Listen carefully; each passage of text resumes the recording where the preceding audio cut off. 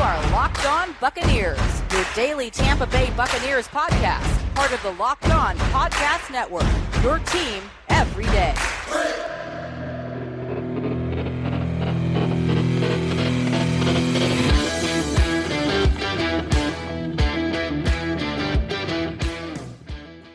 What's up, and welcome back to the Locked On Bucs podcast, free and on all platforms, now including YouTube. For those of you watching on YouTube, you got to see quite possibly the greatest intro of all time. So if you're just listening, head over to YouTube, check out the show there. I am James Yarko, joined as always by David Harrison. You can find everything that we are doing over at BucsNation.com. Make sure you follow along on Twitter at LockedOnBucs, at JYarko_Bucs, at DHarrison82, and at Bucs_Nation. David, there was a football game that happened today. There was, and James, of course, we appreciate all Buccaneers fans making the Locked On Bucs podcast their first listen or first watch of the day, depending on how you're consuming this content here today. And the Tampa Bay Buccaneers advanced to 6-1 on the season, defeating the Chicago Bears 38-3 in a contest that, quite frankly, really was never close.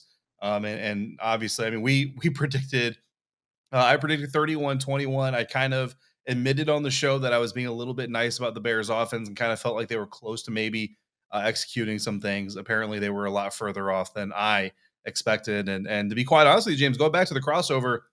I kind of left the crossover feeling like I was more confident in the Chicago Bears than Lauren Cox, the host of the Locked On Bears podcast, was. To be fair, a little bit of that was just because I knew Bears fans also had to see it or listen to it. And I was like, I don't want this to be nothing but a love fest for the Buccaneers, for those guys.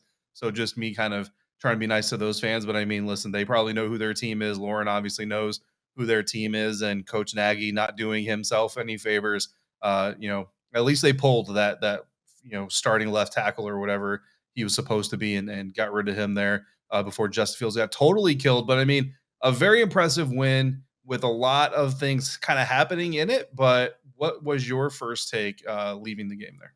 Well, apparently I should have been as diplomatic as you. I did 5 questions over at Windy City Gridiron, and I was called arrogant. I was told that I had no sense of humor.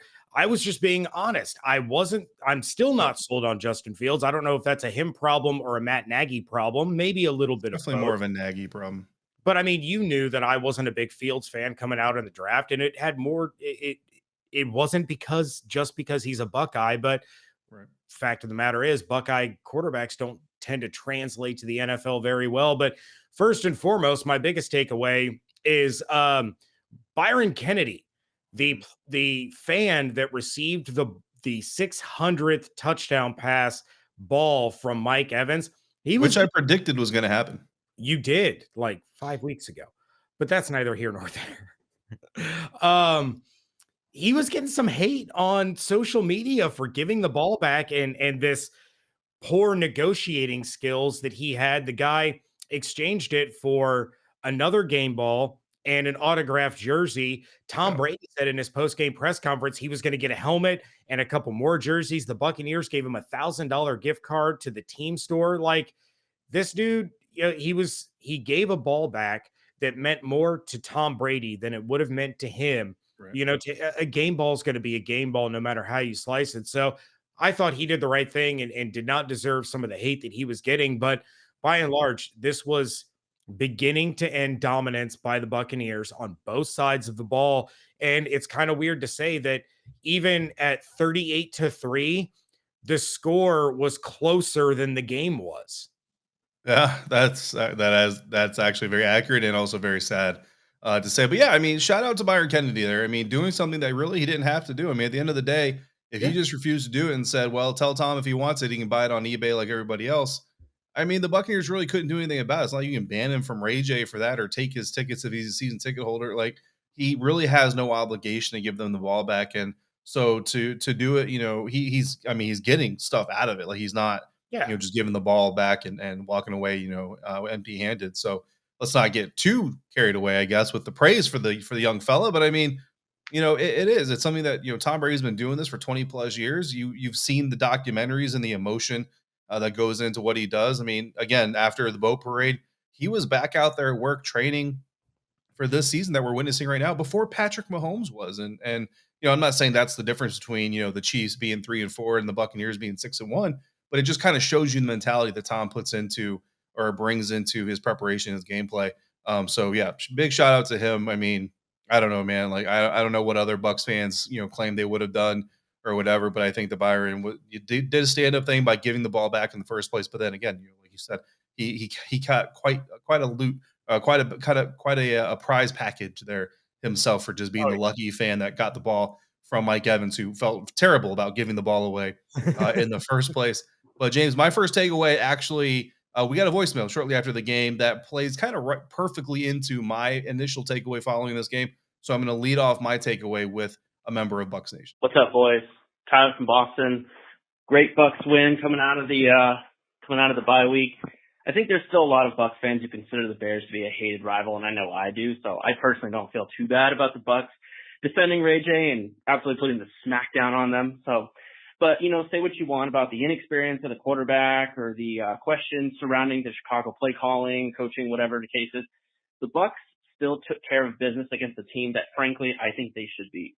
And when you have a good team like this, they have to bury the bad teams. And while I know this is a team that came in today with 500 record, you still take care of business against a struggling team. And the Bucs basically played a complete game as far as I'm concerned. Not much more to dissect other than nitpicking little things here and there. The playmakers made big plays, and defense was absolutely in shutdown mode. So a couple, I guess, quick things. I hope Delaney gets better soon. Hope it's not a bad injury. Cool to see Sherman coaching. I thought that was kind of cool. And congrats, obviously, to Tom getting to 600 touchdowns. I'm glad he got the ball back. All right, Tyler, appreciate the phone call. And James, that plays right into what my first take of this is. And it is that the Buccaneers are kind of starting to take that next step in the evolution of a football team. And I kind of have this broken down a little bit. As an NFL team, you first have to learn how to play with effort, right? You need a team that's going to play hard week in, week out, whether you're winning, whether you're losing, whether it's raining, whether it's great weather. You need a team that's going to put in the effort. And I remember going back a few years, we say, oh, well, at least the Bucs, they didn't quit. And sadly enough, there was a time where we had Buccaneer squads that would, at the end of games, they would just kind of quit. So getting to that point where you have a team that is bought in and playing for each other and puts in the effort, that's step one. Then you got to figure out how to be competitive, right? And then you figure out how to win. And that's where this Buccaneers team got at the end of last year. They started off competitive. We already had a roster that wanted to play hard. They started off competitive. Then they figured out how to win, kind of starting after that Chiefs and Rams back-to-back loss stretch right there. And then now we're getting into the next phase. And really, if you look through the history of Tom Brady, he's never really had to have a team kind of get to this next phase because they were really good about kind of refreshing the kind of team they were going to be every single year. So you came in again with a team that put in a lot of effort. They just had to figure out how to win, because when you're doing that, teams are also trying to figure out how to defeat you, and you have that leverage. But when you have a team that comes back the same year, second year, same players, same scheme, same coaches, that's a huge benefit. But we've also talked about it. There's a little bit of a downside to that, and that's how teams know how to figure you out. So the truly dominant, consistent teams, and I'm going back to like the Dallas Cowboys in the 90s, that was pretty much the same players. It's pretty much the same players, right? The Emmitt Smiths, Michael Irvins, Troy Aikmans, all that stuff. Even the Buffalo Bills making it to 4 straight Super Bowls. What did they do that was different than all those other teams? They dominated their opponent. And the Tampa Bay Buccaneers are starting to show a little bit of that attitude about coming in and saying, you know what, you're going to do what we want you to do. We saw them lose to the Rams. And what did the Rams do? They kind of came in there and kicked the door down and said, no. We're going to come at you from second one, and we're not going to relent until the game is over. The Buccaneers didn't really retaliate with the same type of energy. We're starting a little bit. It started with the Antoine Winfield sack. We're starting to see a little bit of that type of an attitude and approach. And I think for the Buccaneers to repeat, they're going to have to get to the phase where they dominate their opponents and impose their will. And look, some people out there are like, yeah, but you dominated the Cleveland Browns, the Chicago Bears. Listen, this Chicago Bears team was competing all the way to the end with the Green Bay Packers, a team that's considered by and large to be an NFC champion title contender against the Tampa Bay Buccaneers. Only lost by 10 points. And really, they lost at the end of that game. That's really when Aaron Rodgers was able to put it away. Before that, it was a one-score game. That's the Bears team that you just beat. This Chicago Bears team beat the Las Vegas Raiders before, all the drama that kind of is tearing down the team a little bit, by 11 points. So this is a Chicago Bears team. They beat the Cincinnati Bengals by 3. The Cincinnati Bengals team that just routed the Baltimore Ravens. This is an NFL squad, guys. Even the teams at the bottom of the barrel are still NFL squads, and the Chicago Bears are a team that has a lot of effort. You saw it today, even to the end, there was still effort. Justin Fields kind of looked a little shaking in his confidence there on the sideline a little bit, but they were still out there playing hard. They were still out there sticking in there. Justin Fields wasn't, just falling down in the pocket, say, okay, just give me another sack. He was still trying to compete. They're trying to figure out how to win, and they are a team so don't take too much away from being able to impose your will on a team like this. It's a step in the evolution of the team. That's my first takeaway. We need to continue seeing that step next weekend in New Orleans. Michigan better than Ohio State, confirmed. Wow. And you know what? I even put Justin Fields getting sacked on the photo for that voicemail to avoid any accusations of Ohio State bias, and you just had to throw that in there anyway. You just had to hurt me. All right, I'll clarify. Michigan quarterbacks better than Ohio State quarterbacks, confirmed. Is that? It's really not, honestly. It's Tom Brady. Like, you take Tom Brady out of the equation, who you got? Chad Henne, Elvis Gerbach. Like, those guys are really better than the Ohio State quarterbacks we've seen. Honestly, on par, maybe. It's Tom Brady. It's Tom Brady separates the crew from everybody else. But yes, because of Tom Brady, Michigan quarterbacks outshine Ohio State quarterbacks in the NFL. It ain't even close. Like, my grandkids won't even see them catch up if they start now. Illinois beat Penn State, so I'm just going to take that and I'm going to run with it. Shout out to Jill Beckman. That's right. I'm pretty sure she's going to block me on Twitter because I just tweeted to her about that. Anyway, if you're anything like us, you know that you're bouncing around all kinds of devices and everything. Some devices aren't going to let you stream certain apps. We can get rid of all of that for you because you got one device that lets you catch the game live, another one that lets you stream your favorite shows. You're watching sports highlights on your phone. You got your neighbor's best friend's login for The Mandalorian on Disney Plus, whatever it is. Well, I am going to tell you about a simple way to get all the entertainment that you love without the hassle and a great way to finally get your TV together. It's called DirecTV Stream, and it brings your live TV and on-demand favorites together like never before, so you can watch your favorite sports, your favorite movies, your favorite shows, all in one place. That means no more juggling remotes, no need to buy another device ever again. Best part, no annual contract. Get rid of the clutter, get rid of the confusion, get your TV together with DirecTV Stream. You can learn more at directtv.com. That's directtv.com. Compatible device required. Content varies by package.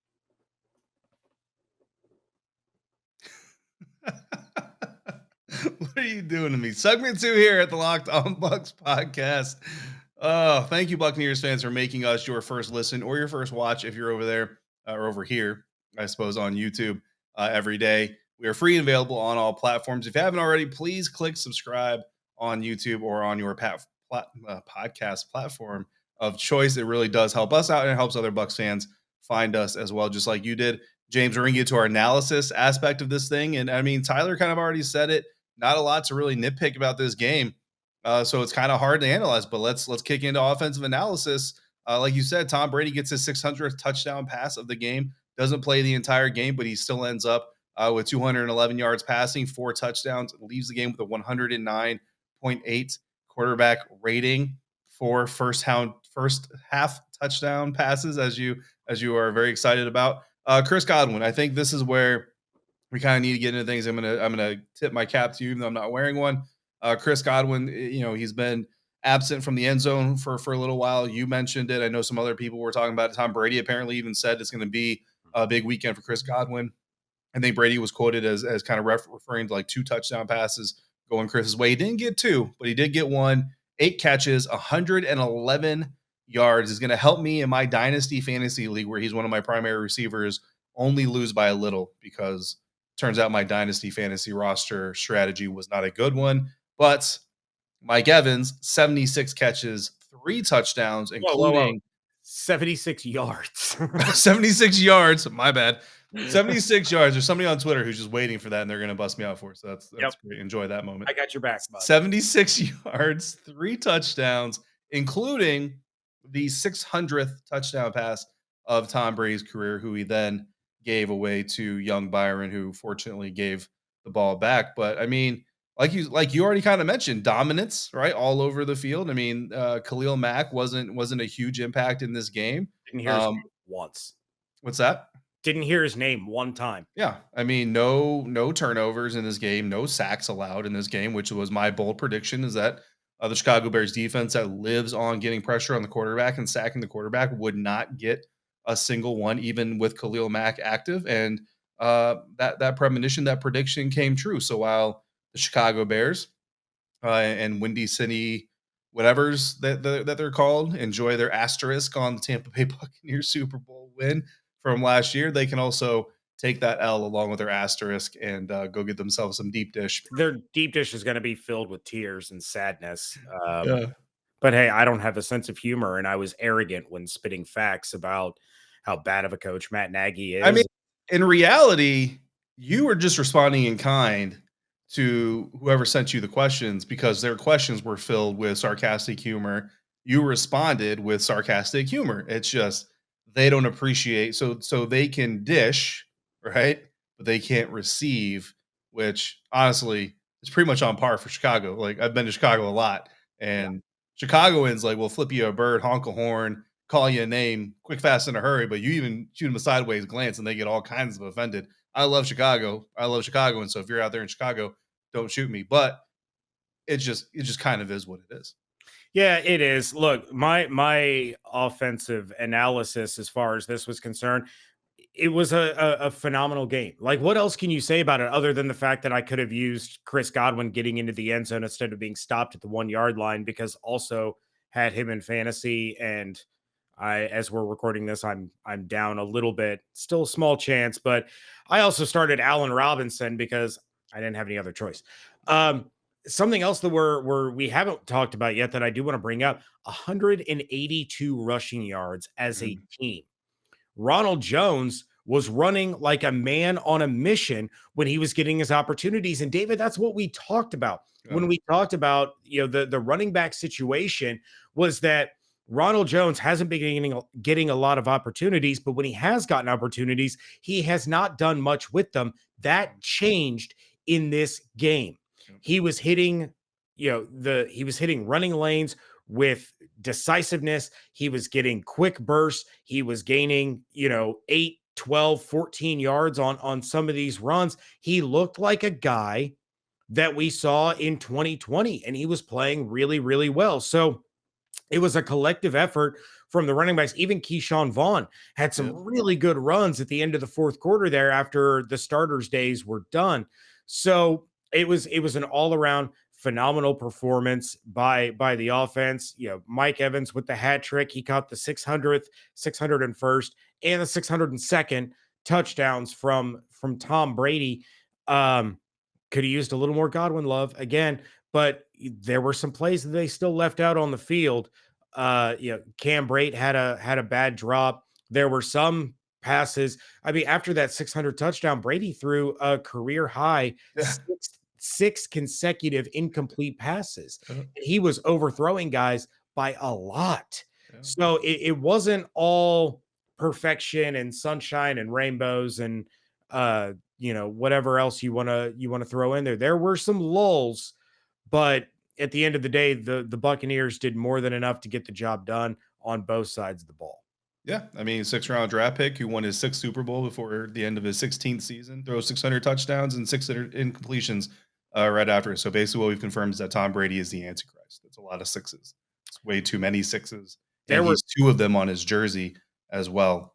There were conspiracy theories that as soon as he threw that 600th pass, his deal with the devil was up. And that's why he started throwing all those incomplete passes, was because Father Time hit him at that exact moment because, he made the deal with the devil and he reached that point. Time's up. Cinderella has to go home. Maybe. We'll see. Spoiler alert. Ronald Jones. It's not happening. Ronald Jones definitely running like a man possessed, like a hungry young running back. And you know who else was hungry, James? The Buccaneers defense. Hey guys, this is Youssef out here in Phoenix. So who let the dogs out? I'll let you finish the other part of that song. But what Todd Bowles did today is just like, he's let everyone free. Just let everyone free. Like, it was a phenomenal game plan. Phenomenal for some of these guys on defense to step up. Guys just keep going down, and they keep just playing as hard as they can. I'm so proud of this defense. Prayers go out to Jamel Dean.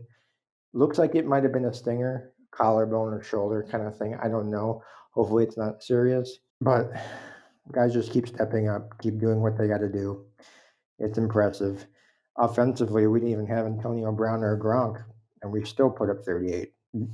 It's just impressive, guys. Like you said, James, last week, like what other team can do this? Losing key pieces on their team and keep winning. It's impressive. And any given Sunday, you can win or lose, and the Bucs just keep putting the pedal to the metal.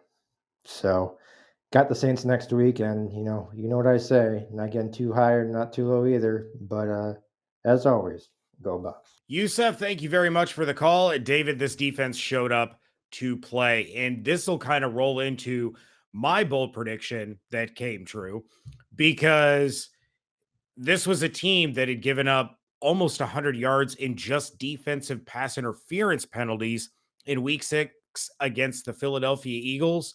The Buccaneers, my bold prediction, if you remember, was less than 40 penalty yards on the game. It was the Chicago game last year where the penalties got out of control. They said enough's enough. They put a stop to it. 10 penalty yards in this game. One penalty, offensive holding for 10 yards. This makeshift ragtag rapscallion group of corners got the job done. Bruce Arians said after the game that Jamel Dean appears to be fine. Looks like he's going to be all right. D. Delaney came out and said that he's going to be fine, so he could be good to go next week. Shout out Coach of the Year nominee Richard Sherman. So they were getting pressure on Fields the whole time. Justin Fields has been sacked on 15% of his dropbacks heading into this game, which was by far the most in the NFL. The Buccaneers come away with 4 sacks. They get 5 takeaways. 5. That is ridiculous. And it was done by guys like Pierre Desir and D. Delaney making plays in the secondary. This was the best defensive performance we've seen from this team since the Super Bowl. Hands down, no question about it. Yeah, I mean, I agree with that sentiment. And listen, I don't want to say too much here, but like 2 weeks ago, we started talking about how this defense was performing really a lot better than people were kind of giving it credit, considering all the injuries. And not only have they continued that, but they've actually gotten better. 1 week ago, before the last game, we talked about OJ Howard. He comes alive. This last week, we talked about Jalen Darden, Chris Godwin, and both Ronald Jones and Keyshawn Vaughn. I'm not saying, but I'm saying we're going to figure out who we're going to bless here in this next week for the Saints game, James. But right now, we're going to bless our listeners and our viewers, because Bucs fans, you are now about to hear about an incredible app that everyone who buys gas needs to know about. And that's pretty much all of you, most of you, if not all of you. I know it's me. I know it's James. And the app is called GetUpside, which we both already downloaded it. So you need to download it, because we, just like some of our listeners, are getting up to 25 cents for every gallon of gas every time we fill up, just by downloading the free GetUpside app in the App Store or Google Play right now. When you do sign up, use the promo code Touchdown, and you'll get a bonus 25 cents per gallon on your first fill up. That's up to 50 cents cash back just for filling up. Don't pay full price at the pump anymore. Get cash back using GetUpside. Just download the app for free. Use the promo code Touchdown, and you'll get up to 50 cents per gallon back on your first tank. Some people who drive a lot are making as much as $200 to $300 a month in cash back, and there's no catch. The cash back gets added right to your account. You can cash out anytime you want, whether it's PayPal, an e-gift card for Amazon, or other brands. Just download the free GetUpside app and use the promo code Touchdown to get up to 50 cents per gallon cash back on your first tank. That's promo code Touchdown on the GetUpside app. Built Bars are the best tasting protein bar ever. If you haven't tried Built Bar by now, you are the one that is missing out. They say it's a protein bar, but it does not taste like one. You have to try one of these amazing bars yourself to believe it. Most protein bars, let's be honest, they're chalky, they're waxy, they're hard to choke down. A Built Bar is soft. It's covered in 100% real chocolate. When you bite into it, you know you're eating something different. It's more of an experience, one that you're going to enjoy. In fact, you'd swear you're even eating a candy bar. Built Bars are low carb, low calorie, low fat, low sugar, high protein, all the healthy benefits on top of just being purely delicious. So many flavors. I tried for the first time this morning when we were heading out to my son's hockey game, blueberry muffin. David, this one is in the running for my favorite Built Bar. Absolutely phenomenal. Some of the other flavors, coconut, raspberry, mint brownie. There's Rocky Road, coconut almond, cookies and cream, salted caramel, cherry barcia, peanut butter brownie. This month, Built is coming out with new limited time flavors every 3 to 4 days. So check their website often. You don't want to miss out. Seriously, go order the blueberry muffin. Go to built.com, use promo code LOCK15. You're going to get 15% off your order. Again, promo code LOCK15 for 15% off at built.com. We are wrapping things up here on a Victory Monday edition of the Locked On Bucs podcast. James Yarko, David Harrison on Twitter at @JYarko_Bucs, at DHarrison82. That's right. Victory Monday. It's oh so sweet. Just an absolute bludgeoning of the Chicago Bears. You should be watching this show over on YouTube. Make sure you subscribe while you're there. But David, we have plays and players of the game. Going to kick it over to you first. What is your play of the game? My play of the game came really early because, I mean, again, this game was really over before it got fully started. And my play of the game, James, is the strip sack from none other than Antoine Winfield Jr., the free safety returning from concussion protocol, screaming off the edge. You said you saw it coming. When I was watching the game, I saw it coming. Justin Fields didn't see it coming. His left tackle surely didn't see it coming. And next thing you know, Antoine Winfield Jr. is all over his fellow Big Ten mate, former college opponent there when Antoine was playing with the Minnesota Golden Gophers. So Antoine Winfield Jr.'s strip sack of Justin Fields, even though the Buccaneers, actually one of the few turnover opportunities the Buccaneers didn't get, is my play of the game. Yeah, it was phenomenal play. And that's why it was so important to get Antoine Winfield Jr. back. All due respect to Mike Edwards, who's a great safety. All due respect to Jordan Whitehead. They just don't have what Antoine Winfield Jr. has. And as soon as he came up to that line, I looked at Beckett and I was like, Winfield Jr. is about to get a sack here. And he came flying off that line. And it was more than just a sack. David, I'm going to flip it over to the offensive side of the ball for my play of the game. Also came pretty early there in, that was the first quarter, wasn't it? It was. But my play of the game is the 600th career touchdown pass in the regular season, mind you, from Tom Brady. It really just started the snowball effect for the Chicago Bears and the Buccaneers, just kind of different kinds of snowballs that set the Bucs up to be up 14-0 over the Bears in a first quarter that ultimately ended up finishing 21-0. It was the beginning of a hat trick day for Mike Evans. It impacted, Byron Kennedy's life in phenomenal ways because he's about to get all kinds of swag from the Buccaneers for giving that football back. But what else can you say about Tom Brady, man? He was ready for this game. He remembered all the jokes. He remembered all the memes. He remembered all the gifts. And so he dropped 4 touchdown passes in the first half on the Chicago Bears. And this was by far the biggest one as far as career milestones were concerned. I agree that Tom Brady's 600 career touchdown pass, which I predicted many weeks ago would happen. The play of the game, James. Who's your player of the game? My player of the game, I am full-blown cheating here, but it is the Tampa Bay Buccaneers secondary. Your play of the game, Antoine Winfield Jr. with the strip sack. Then you had interceptions from Pierre Desir, D. Delaney, Jordan Whitehead, and shout out Evan Klosky from 10 Tampa Bay on our WTSP Wednesday episode. His bold prediction was that no Bears receivers were going to go over 40 yards receiving. Their leading receiver was tight end Cole Kmet with 43. So no Bears receivers went over 40 yards against, once again, this makeshift ragtag rapscallion group of corners where we saw Jamel Dean leave the game. We saw D. Delaney leave the game. We had Pierre Desir coming in and making an interception on his second play of the game. It was an absolutely phenomenal performance out of this secondary against guys like Allen Robinson and Darnell Mooney, who, even though Allen Robinson hasn't been a big part of the Bears game plan, he is still one of the most talented receivers in the NFL. Darnell Mooney is one of the elite deep threats in the NFL. This secondary shut them down. I can't pick just one. Give me the whole secondary for my player of the game. Yeah, I mean, going back to Evan's prediction, Darnell Mooney finishes the game with 39 yards received. I mean, come on. Like that's just a little ridiculous. But and then Pierre Desir pictured there for those of you watching on YouTube, you saw his image there following his interception. And James, my player of the game, and listen, and I know you have a problem with this already, so I'm just going to get right to it. My player of the game is Todd Bowles. Look, before we started recording, I told David, like, look, I'm going to cheat a little bit on my player of the game. And he got a little defensive. He was like, you can't cheat on your player of the game. He's like, you're taking the Bucs secondary.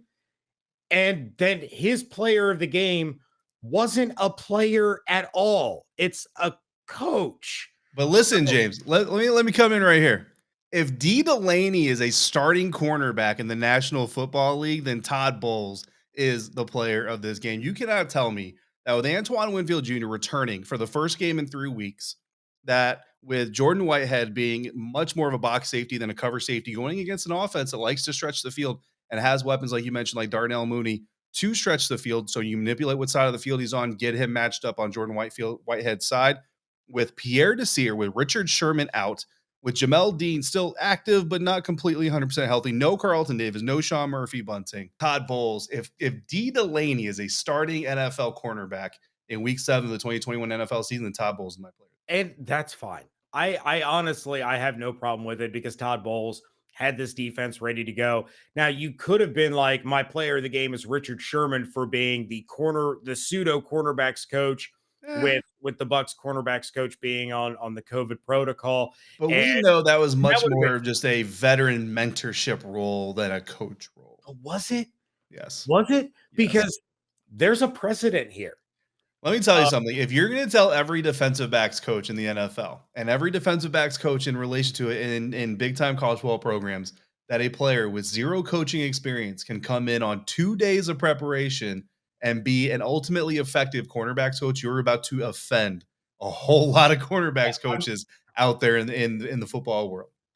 No, what I'm saying is Bruce Arians has a history of finding players that he urges to become coaches, right? And we saw it last year with AQ Shipley.